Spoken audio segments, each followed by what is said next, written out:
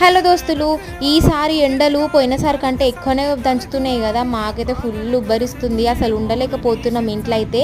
ఇక ఫ్యాన్ గాలి ఎడ సరిపోతుంది, అస్సలు సరిపోతలేదు. అందుకని ఇక కూలర్ అయితే తీసినాము.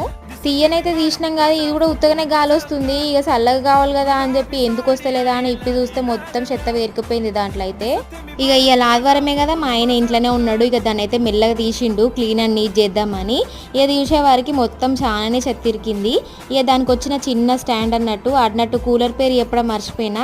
కూలర్ పేరు వచ్చేసి కెన్ స్టార్. మేము బజాజ్లో తీసుకున్నాము ఈఎంఐలా.